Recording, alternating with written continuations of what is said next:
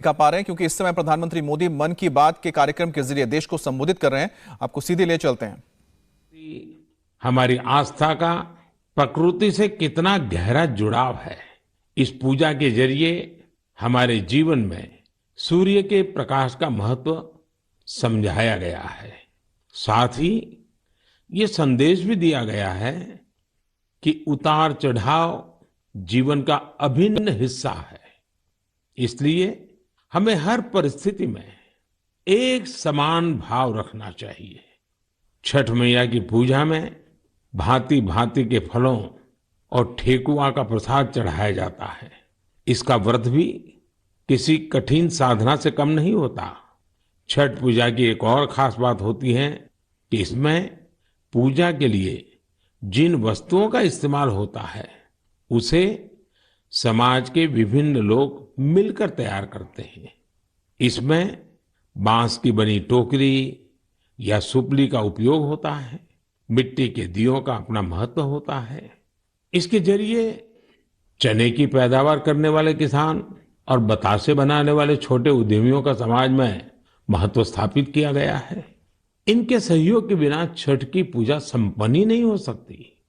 छठ का पर्व हमारे जीवन में स्वच्छता के महत्व पर भी जोर देता है। इस पर्व के आने पर सामुदायिक स्तर पर सड़क, नदी, घाट, पानी के विभिन्न स्रोत सबकी सफाई की जाती है। छठ का पर्व एक भारत श्रेष्ठ भारत का भी उदाहरण है। आज बिहार और पूर्वांचल के लोग देश के जिस भी कोने में हैं, वहां धूमधाम से छठ का आयोजन हो रहा है। दिल्ली, मुंबई समेत महाराष्ट्र के अलग अलग जिलों और गुजरात के कई हिस्सों में छठ का बड़े पैमाने पर आयोजन होने लगा है।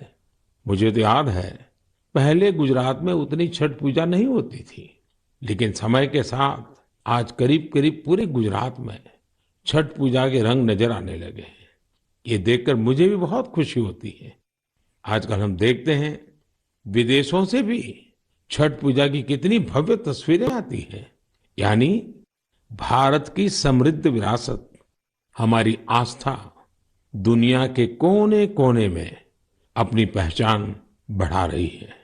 इस महापर्व में शामिल होने वाले हर आस्थावान को मेरी तरफ से बहुत बहुत शुभकामनाएं।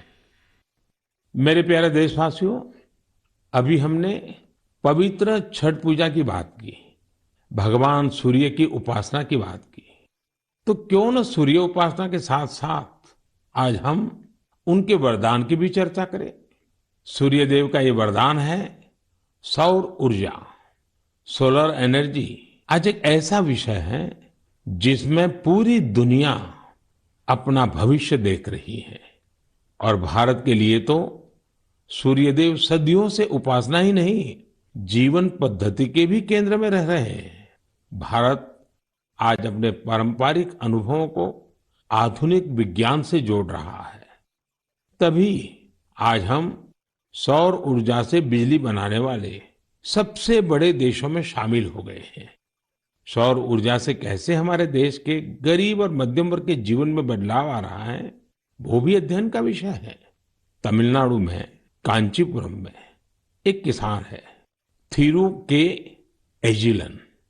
इन्होंने पीएम कुसुम योजना का लाभ लिया और अपने खेत में 10 हॉर्स पावर का सोलर पंप सेट लगवाया। अब उन्हें अपने खेत के लिए बिजली पर कुछ खर्च नहीं करना होता है। खेत में सिंचाई के लिए अब वो सरकार की बिजली सप्लाई पर निर्भर भी नहीं है। वैसे ही राजस्थान के भरतपुर में पीएम कुसुम योजना के एक और लाभार्थी किसान हैं कमलजी मीणा। कमल जी ने खेत में सोलर पंप लगाया, जिससे उनकी लागत कम हो गई है। लागत कम हुई तो आमदनी भी बढ़ गई। कमल जी सोलार बिजली से दूसरे कई छोटे उद्योगों को भी जोड़ रहे हैं। उनके इलाके में लकड़ी का काम है, गाय के गोबर से बनने वाले उत्पाद हैं, इनमें भी सोलर बिजली का इस्तेमाल हो रहा है। वो 10-12 लोगों को रोजगार भी दे रहे हैं। यानी कुसुम योजना से कमल जी ने जो शुरुआत की उसकी महक कितने ही लोगों तक पहुंचने लगी है। साथियों, क्या आप कभी कल्पना कर सकते हैं कि आप महीने भर बिजली का उपयोग करें और आपका बिजली बिल आने के बजाय आपको बिजली के पैसे मिले? सौर ऊर्जा ने ये भी कर दिखाया है। आपने कुछ दिन पहले देश के पहले सूर्य ग्राम गुजरात के मोढेरा की खूब चर्चा सुनी होगी। मोढेरा सूर्यग्राम के ज्यादातर घर सोलर पावर से बिजली पैदा करने लगे हैं। अब वहां के कई घरों में महीने के आखिर में बिजली का बिल नहीं आ रहा, बल्कि बिजली से कमाई का चेक आ रहा है। ये होता देख अब देश के बहुत से गांवों के लोग मुझे चिट्ठियां लिखकर कह रहे हैं कि उनके गांव को भी सूर्यग्राम में बदला जाए। यानी वो दिन दूर नहीं जब भारत में सूर्य ग्रामों का निर्माण बहुत बड़ा जन आंदोलन बनेगा। और इसकी शुरुआत मोढेरा गांव के लोग कर ही चुके हैं। आइए मन की बात के श्रोताओं को भी मोढेरा के लोगों से मिलवाते हैं। हमारे साथ इस समय फोन लाइन पर जुड़े हैं श्रीमान बिपिन भाई पटेल। बिपिन भाई नमस्ते। देखिए, अब तो मोढेरा पूरे देश के लिए एक मॉडल के रूप में चर्चा में आ गया है। लेकिन जब आपको अपने रिश्तेदार परिचित सब बातें पूछते होंगे तो आप उनको क्या बताते हैं? क्या फायदा हुआ? सर, लोग हमारे को पूछते हैं तो हम कहते हैं कि हमारे जो बिजली बिल आता था, लाइट बिल, वो अभी 0 आ रहा है और कभी 70 रुपये आता है। पर लेकिन हमारे पूरे गांव में जो आर्थिक परिस्थिति है वो सुधर रही है। यानी एक प्रकार से पहले जो बिजली बिल की चिंता थी वो खत्म हो गई। हाँ सर, वो तो बात सही है सर। तो अभी तो कोई टेंशन नहीं पूरे गांव में। सब लोग को लग रहा है कि सर ने जो किया तो वो तो बहुत अच्छा किया है। वो खुश है सर, आनंदित हो रहे हैं सब। अब अपने घर में ही खुद ही बिजली का कारखाना के मालिक बन गए। खुद का अपना घर के छत पे बिजली बन रही है। हाँ, बात सही है सर। तो क्या ये बदलाव जो आया है उसकी गांव के लोगों पे क्या असर है? सर, वो पूरे गांव के लोग वो खेती कर रहे हैं तो फिर हमारे को बिजली की जो झंझट थी तो उसमें मुक्ति हो गई है। बिजली का बिल तो भरना नहीं है, निश्चित हो गए है सर। मतलब बिजली का बिल भी गया और सुविधा बढ़ गई, झंझट भी गया सर। और सब जब आप यहाँ आए थे और तो 3D शो जो यहाँ उद्घाटन किया तो इसके बाद तो मोढेरा गांव में 4 चांद लग गए सर। और वो जो सेक्रेटरी आए थे सर, जी जी, तो वो गांव फेमस हो गया सर। या यूएन के सेक्रेटरी जनरल, उनकी खुद की इच्छा थी। उन्होंने मुझे बड़ा आग्रह किया कि भाई इतना बड़ा काम किया है तो मैं वहां जाके देखना चाहता हूँ। चलिए बिपिन भाई, आपको और आपके गांव के सब लोगों को मेरी तरफ से बहुत बहुत शुभकामनाएं। और दुनिया आप में से प्रेरणा ले और ये सोलर एनर्जी का अभियान घर घर चले। ठीक है सर, हम लोगों को बताएंगे कि भाई सोलर लगवाओ, आपके पैसे से भी लगवाओ तो बहुत फायदा है। हाँ, लोगों को समझाइए। चलिए, बहुत बहुत शुभकामनाएं। धन्यवाद भैया। Thank you sir, thank you sir. मेरा जीवन धन्य हो गया आपसे बात करके। बिपिन भाई का बहुत बहुत धन्यवाद। आइए अब मोढेरा गांव में वर्षाबेन से भी बात करेंगे। हेलो, नमस्ते सर। नमस्ते नमस्ते। वर्षाबेन, कैसी हैं आप? बहुत अच्छे हैं सर, आप कैसे हैं? मैं बहुत ठीक हूँ। हम धन्य हो गए सर आपसे बात करके। अच्छा वर्षाबेन, हाँ, आप मोढेरा में, आप तो एक तो फौजी परिवार से हैं। फौजी परिवार से हूँ मैं, आर्मी एक्समैन की वाइफ बोल रही हूँ सर। तो पहले हिंदुस्तान में कहाँ कहाँ जाने का मौका मिला आपको? मुझे राजस्थान में मिला, गांधीनगर में मिला, कटरा का जो जम्मू है वहाँ पर मिला मौका साथ में रहने का। बहुत सुविधा वहाँ पर मिल रही थी सर। और ये फौज में होने के कारण आप हिंदी भी बढ़िया बोल रही हो। हाँ, सीखा है सर। मुझे बताइए, मोढेरा में जो इतना बड़ा परिवर्तन आया, ये सोलर रूफटॉप प्लांट आपने लगवा दिया। जो शुरू में लोग कह रहे होंगे तब तो आपको मन में आया होगा ये क्या मतलब है, क्या कर रहे हैं, क्या होगा, ऐसे थोड़ी बिजली आती है, सब बातें हैं कि आपके मन में आई होगी। अब क्या अनुभव आ रहा है, इसका फायदा क्या हुआ है? बहुत सर, फायदा तो फायदा ही फायदा हुआ है सर। हमारे गांव में तो रोज दिवाली मनाई जाती है आपकी वजह से। 24 घंटे हमें बिजली मिल रही है, बिल तो आता ही नहीं है बिल्कुल। हमारे घर में हमने इलेक्ट्रिक सब चीजें घर में ला रखी है सर, सब यूज कर रहे हैं हम आपकी वजह से सर। बिल आता ही नहीं है तो हम फ्री माइंड से सब यूज कर सकते हैं ना। ये बात सही है, आपने बिजली का अधिकतम उपयोग करने के लिए भी मन बना लिया है। बना लिया सर, बना लिया। अभी हमें कोई दिक्कत ही नहीं है, हम फ्री माइंड से सब जो वॉशिंग मशीन है, एसी है, सब चला सकते हैं सर। और गांव के बाकी लोग भी खुश हैं इसके कारण। बहुत बहुत खुश है सर। अच्छा, ये आपके पतिदेव तो वहाँ सूर्य मंदिर में काम करते हैं, तो वहाँ वो जो लाइट शो हुआ, इतना बड़ा इवेंट हुआ और अभी दुनिया भर के मेहमान आ रहे हैं। दुनिया भर के फॉरेनर आ सकते हैं, अगर आपने वर्ल्ड में प्रसिद्ध कर दिया है हमारे गांव को। तो आपके पति को अब काम बढ़ गए होगा, इतने मेहमान वहाँ मंदिर में देखने के लिए आ रहे हैं। अरे कोई बात नहीं, जितना भी काम बढ़े सर, कोई बात नहीं, इसकी हमें कोई दिक्कत नहीं है हमारे पति को। बस आप विकास करते जाओ हमारे गांव का। अब गांव का विकास तो हम सबको मिल करके करना है। हाँ हाँ सर, हम आपके साथ हैं। और मैं तो मोढेरा के लोगों का अभिनंदन करूंगा, क्योंकि गांव ने इस योजना को स्वीकार किया और उनको विश्वास हो गया कि हाँ, हम अपने घर में बिजली बना सकते हैं। 24 घंटे सर हमारे घर में बिजली आती है और हम बहुत खुश हैं। चलिए, मेरी आपको बहुत शुभकामनाएं हैं। जो पैसे बचे हैं, इसका बच्चों की भलाई के लिए उपयोग कीजिए। उन पैसों का उपयोग अच्छा हो ताकि आपका जीवन को फायदा हो। मेरी आपको बहुत शुभकामनाएं हैं और सब मोढेरा वालों को मेरे नमस्कार। साथियों, वर्षाबेन और विपिन भाई ने जो बताया है, वो पूरे देश के लिए, गांवों शहरों के लिए एक प्रेरणा है। मोढेरा का ये अनुभव पूरे देश में दोहराया जा सकता है। सूर्य की शक्ति अब पैसे भी बचाएगी और आय भी बढ़ाएगी। जम्मू कश्मीर के श्रीनगर से एक साथी हैं मंजूर अहमद लईवाल। कश्मीर में सर्दियों के कारण बिजली का खर्च काफी होता है।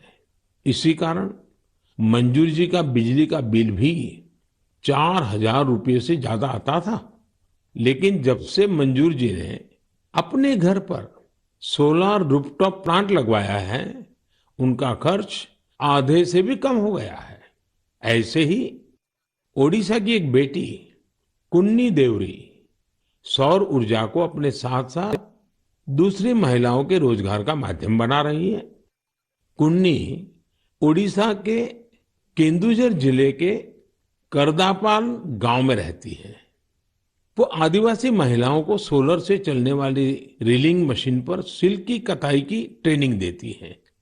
सोलर मशीन के कारण इन आदिवासी महिलाओं पर बिजली के बिल का बोझ नहीं पड़ता और उनकी आमदनी हो रही है। यही तो सूर्यदेव की सौर ऊर्जा का वरदान ही तो है। वरदान और प्रसाद तो जितना विस्तार हो उतना ही अच्छा होता है। इसलिए मेरी आप सबसे प्रार्थना है, आप भी इसमें जुड़े और दूसरों को भी जोड़े। मेरे प्यारे देशवासियों, अभी मैं आपसे सूरज की बातें कर रहा था। अब मेरा ध्यान स्पेस की तरफ जा रहा है। वो इसलिए क्योंकि हमारा देश सोलर सेक्टर के साथ ही स्पेस सेक्टर में भी कमाल कर रहा है। पूरी दुनिया आज भारत की उपलब्धियां देखकर हैरान है। इसलिए मैंने सोचा मन की बात के श्रोताओं को ये बताकर मैं उनकी भी खुशी बढ़ाऊं। साथियों, अब से कुछ दिन पहले आपने देखा होगा, भारत ने एक साथ 36 सैटेलाइट्स को अंतरिक्ष में स्थापित किया है। दिवाली से ठीक एक दिन पहले मिली ये सफलता एक प्रकार से ये हमारे युवाओं की तरफ से देश को एक स्पेशल दिवाली गिफ्ट है। इस लॉन्चिंग से कश्मीर से कन्याकुमारी और कच्छ से कोहिमा तक पूरे देश में डिजिटल कनेक्टिविटी को और मजबूती मिलेगी। इसकी मदद से बेहद दूर दराज के इलाके भी देश के बाकी हिस्सों से और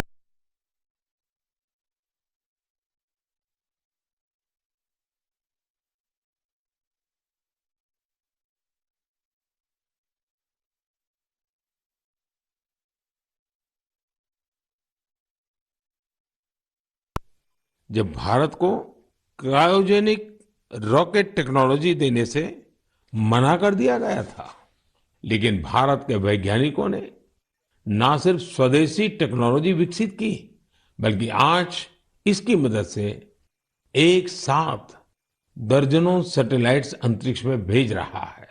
इस लॉन्चिंग के साथ भारत ग्लोबल कॉमर्शियल मार्केट में एक मजबूत प्लेयर बनकर उभरा है। इससे अंतरिक्ष के क्षेत्र में भारत के लिए अवसरों के नए द्वार भी खुले हैं। साथियों, विकसित भारत का संकल्प लेकर चल रहा हमारा देश सबका प्रयास से ही अपने लक्ष्यों को प्राप्त कर सकता है। भारत में पहले स्पेस सेक्टर सरकारी व्यवस्थाओं के दायरे में ही सिमटा हुआ था।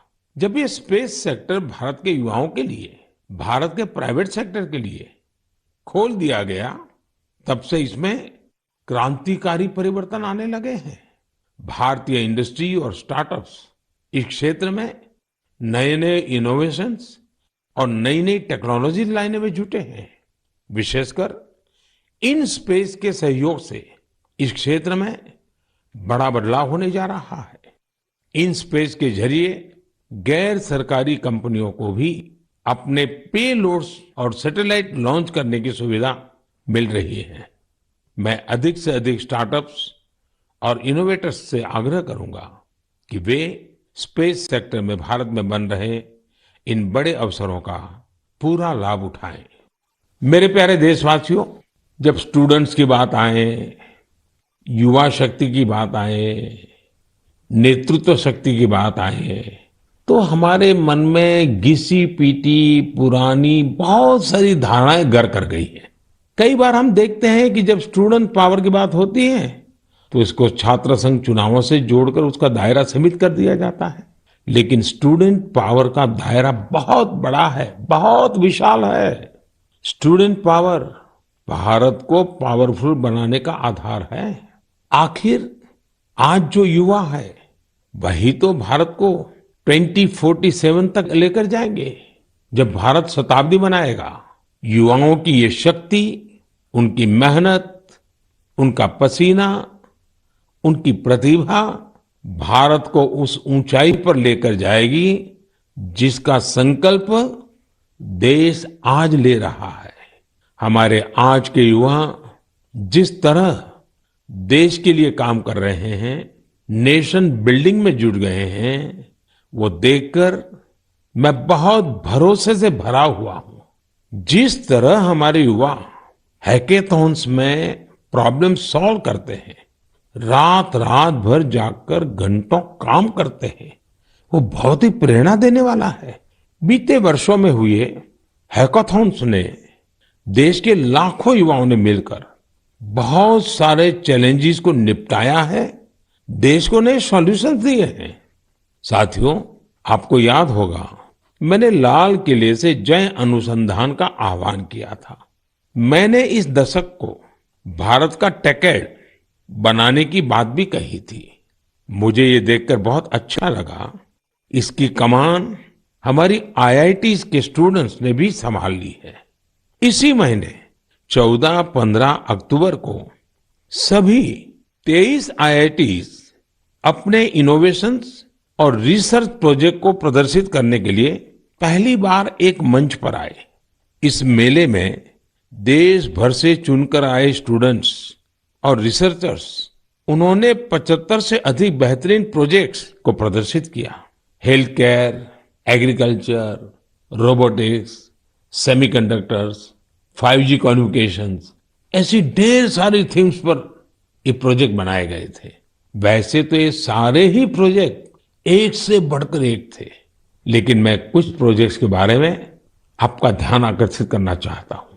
जैसे आईआईटी भुवनेश्वर की एक टीम ने नवजात शिशुओं के लिए पोर्टेबल वेंटिलेटर विकसित किया है।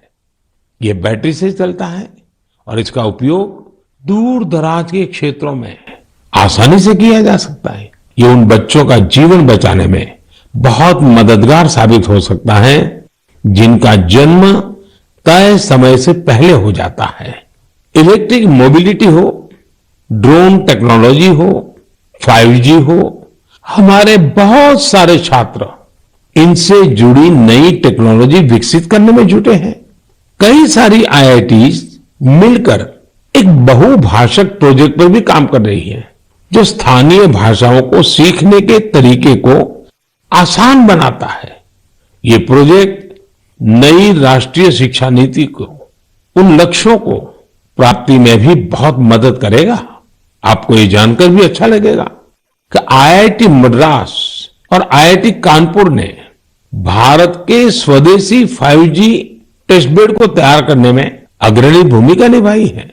निश्चित रूप से यह एक शानदार शुरुआत है। मुझे आशा है कि आने वाले समय में इस तरह के कई और प्रयास देखने को मिलेंगे। मुझे यह भी उम्मीद है कि IIT से प्रेरणा लेकर दूसरे इंस्टीट्यूशंस भी अनुसंधान एवं विकास से जुड़ी अपनी एक्टिविटीज में तेजी लाएंगे। मेरे प्यारे देशवासियों, पर्यावरण के प्रति संवेदनशीलता हमारे समाज के कण कण में समाहित है और इसे हम अपने चारों ओर महसूस कर सकते हैं। देश में ऐसे लोगों की कमी नहीं जो पर्यावरण की रक्षा के लिए अपना जीवन खपा देते हैं। कर्नाटका के बेंगलुरु में रहने वाले सुरेश कुमार जी से भी हम बहुत कुछ सीख सकते हैं। उनमें प्रकृति और पर्यावरण की रक्षा के लिए गजब का जुनून है। 20 साल पहले उन्होंने शहर के सहकार नगर के एक जंगल को फिर से हरा भरा करने का बीड़ा उठाया था। ये काम मुश्किलों से भरा था, लेकिन 20 साल पहले लगाए गए वो पौधे आज 40-40 फीट ऊंचे विशालकाय पेड़ बन चुके हैं। अब इनकी सुंदरता हर किसी का मन मोह लेती है। इससे वहां रहने वाले लोगों को भी बड़े गर्व की अनुभूति होती है। सुरेश कुमार जी और एक अद्भुत काम भी करते हैं। उन्होंने कन्नड़ा भाषा और संस्कृति को बढ़ावा देने के लिए सहकार नगर में एक बस शेल्टर भी बनाया है। वो सैकड़ों लोगों को कन्नड़ा में लिखी ब्रास प्लेट्स भी भेंट कर चुके हैं। इकोलॉजी और कल्चर दोनों साथ साथ आगे बढ़े और फले फूले। सोचिए, ये कितनी बड़ी बात है।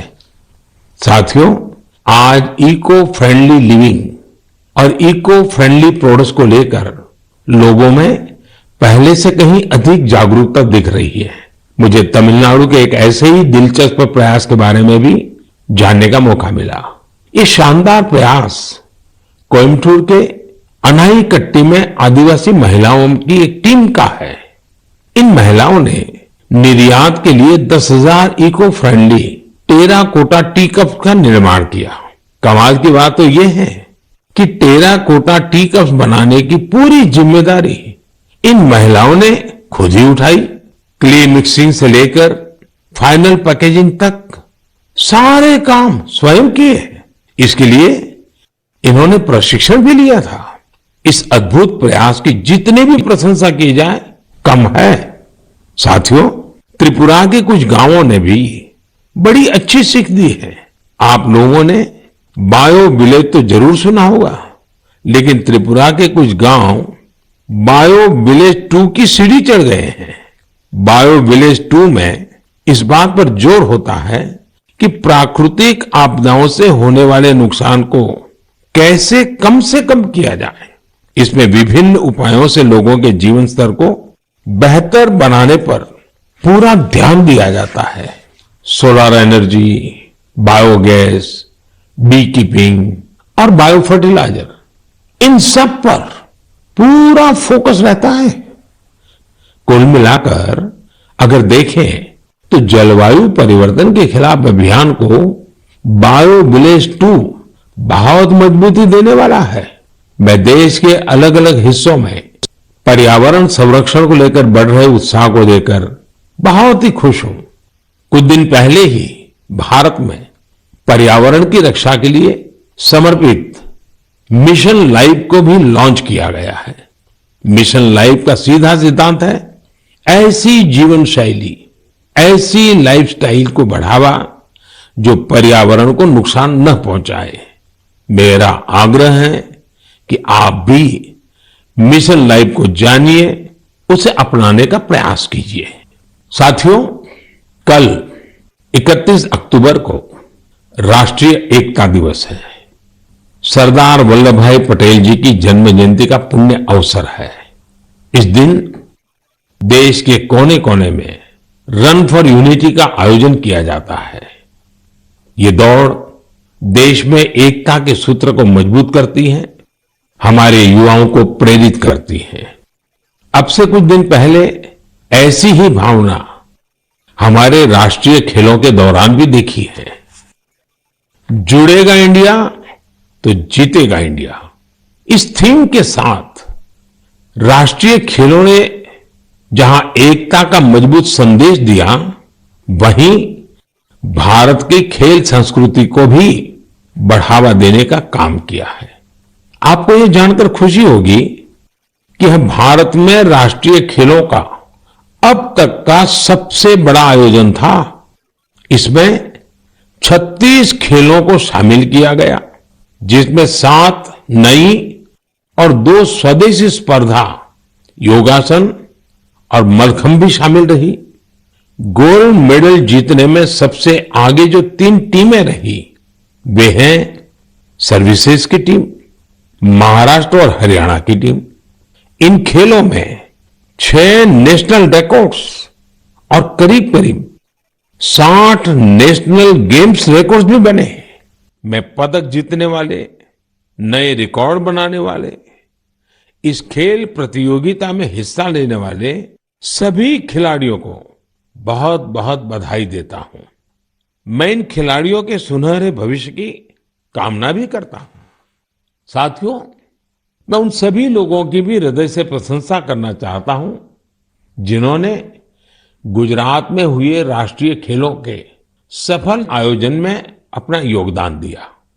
आपने देखा है कि गुजरात में तो राष्ट्रीय खेल नवरात्रि के दौरान हुए। इन खेलों के आयोजन से पहले एक बार तो मेरे मन में भी आया कि इस समय तो पूरा गुजरात इन उत्सवों में जुटा होता है, तो लोग इन खेलों का आनंद कैसे ले पाएंगे। इतनी बड़ी व्यवस्था और दूसरी तरफ नवरात्रि के गरबा वगैरह का इंतजाम, ये सारे काम गुजरात एक साथ कैसे कर लेगा। लेकिन गुजरात के लोगों ने अपने आतिथ्य सत्कार से सभी मेहमानों को खुश कर दिया। अहमदाबाद में नेशनल गेम्स के दौरान जिस तरह कला, खेल और संस्कृति का संगम हुआ, वह उल्लास से भर देने वाला था। खिलाड़ी भी दिन में जहां खेल में हिस्सा लेते थे, वहीं शाम को वे गरबा और डांडिया के रंग में डूब जाते थे। उन्होंने गुजराती खाना और नवरात्रि की तस्वीरें भी सोशल मीडिया पर खूब शेयर की। ये देखना हम सभी के लिए बहुत ही आनंददायक था। आखिरकार इस तरह के खेलों से भारत की विविध संस्कृतियों के बारे में भी पता चलता है। ये एक भारत श्रेष्ठ भारत की भावना को भी उतना ही मजबूत करते हैं। मेरे प्यारे देशवासियों, नवंबर महीने में 15 तारीख को हमारा देश जनजातीय गौरव दिवस मनाएगा। आपको याद होगा, देश ने पिछले साल भगवान बिरसा मुंडा की जन्म जयंती के दिन आदिवासी विरासत और गौरव को सेलिब्रेट करने के लिए ये शुरुआत की थी। भगवान बिरसा मुंडा ने अपने छोटे से जीवन काल में अंग्रेजी हुकूमत के खिलाफ लाखों लोगों को एकजुट कर दिया था। उन्होंने भारत की आजादी और आदिवासी संस्कृति की रक्षा के लिए अपना जीवन बलिदान कर दिया था। ऐसा कितना कुछ है जो हम धरती आबा बिरसा मुंडा से सीख सकते हैं। साथियों, जब धरती आबा बिरसा मुंडा की बात आती है, छोटे से उनके जीवन काल की तरफ नजर करते हैं, आज भी हम उसमें से बहुत कुछ सीख सकते हैं। और धरती आबा ने तो कहा था, ये धरती हमारी है, हम इसके रक्षक हैं। उनके इस वाक्य में मातृभूमि के लिए कर्तव्य भावना भी है और पर्यावरण के लिए हमारे कर्तव्यों का एहसास भी है। उन्होंने हमेशा इस बात पर जोर दिया था कि हमें हमारी आदिवासी संस्कृति को भूलना नहीं है। उससे रत्ती भर भी दूर नहीं जाना है। आज भी हम देश के आदिवासी समाजों से प्रकृति और पर्यावरण को लेकर बहुत कुछ सीख सकते हैं। साथियों, पिछले साल भगवान बिरसा मुंडा की जयंती के अवसर पर मुझे रांची के भगवान बिरसा मुंडा म्यूजियम के उद्घाटन का सौभाग्य प्राप्त हुआ था। मैं युवाओं से आग्रह करना चाहूंगा कि उन्हें जब भी समय मिले वे इसे देखने जरूर जाएं। मैं आपको ये भी बताना चाहता हूं कि 1 नवंबर यानी परसों मैं गुजरात राजस्थान के बॉर्डर पर मौजूदा मानगढ़ में रहूंगा। भारत के स्वतंत्रता संग्राम और हमारी समृद्ध आदिवासी विरासत में मानगढ़ का बहुत ही विशिष्ट स्थान रहा है। यहाँ पर नवंबर 1913 में एक भयानक नरसंहार हुआ था, जिसमें अंग्रेजों ने स्थानीय आदिवासियों की निर्ममता पूर्वक हत्या कर दी थी। बताया जाता है कि इस नरसंहार में 1000 से अधिक आदिवासियों को अपनी जान गंवानी पड़ी थी। इस जनजातीय आंदोलन का नेतृत्व गोविंद गुरु जी ने किया था, जिनका जीवन हर किसी को प्रेरित करने वाला है। आज मैं उन सभी आदिवासी शहीदों और गोविंद गुरु जी के अदम्य साहस और शौर्य को नमन करता हूं। हम इस अमृत काल में भगवान बिरसा मुंडा, गोविंद गुरु और अन्य स्वतंत्र सेनानियों के आदर्शों का जितनी निष्ठा से पालन करेंगे, हमारा देश उतनी ही ऊंचाइयों को छुएगा। मेरे प्यारे देशवासियों, आने वाली 8 नवंबर को गुरुपुरब है। गुरु नानक जी का प्रकाश पर्व जितना हमारी आस्था के लिए महत्वपूर्ण है, उतना ही हमें इससे सीखने को भी मिलता है। गुरु नानक देव जी ने अपने पूरे जीवन मानवता के लिए प्रकाश फैलाया। पिछले कुछ वर्षों में देश ने गुरुओं के प्रकाश को जन जन तक पहुंचाने के लिए अनेकों प्रयास किए हैं।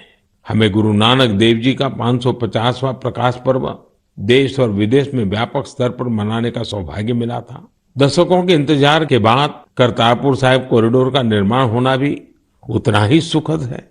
कुछ दिन पहले ही मुझे हेमकुंड साहिब के लिए रोपवे के शिलान्यास का भी सौभाग्य मिला है। हमें हमारे गुरुओं के विचारों से लगातार सीखना है, उनके लिए समर्पित रहना है। इसी दिन कार्तिक पूर्णिमा का भी है। इस दिन हम तीर्थों में, नदियों में स्नान करते हैं, सेवा और दान करते हैं। मैं आप सभी को इन पर्वों की हार्दिक बधाई देता हूं। आने वाले दिनों में कई राज्य अपने राज्य दिवस भी मनाएंगे। आंध्र प्रदेश अपना स्थापना दिवस मनाएगा, केरला पिरावी मनाया जाएगा, कर्नाटका राज्योत्सव मनाया जाएगा। इसी तरह मध्य प्रदेश, छत्तीसगढ़ और हरियाणा भी अपने राज्य दिवस मनाएंगे। मैं इन सभी राज्यों के लोगों को शुभकामनाएं देता हूं। हमारे सभी राज्यों में एक दूसरे से सीखने की, सहयोग करने की और मिलकर काम करने की स्पिरिट जितनी मजबूत होगी, देश उतना ही आगे जाएगा। मुझे विश्वास है हम इसी भावना से आगे बढ़ेंगे। आप सब अपना ख्याल रखिए, स्वस्थ रहिए। मन की बात की अगली मुलाकात तक के लिए मुझे आज्ञा दीजिए। नमस्कार, धन्यवाद। इंडिया टीवी हर वक्त हर जगह डाउनलोड करने के लिए सर्च करें India TV news Google play store या ऐप स्टोर पर।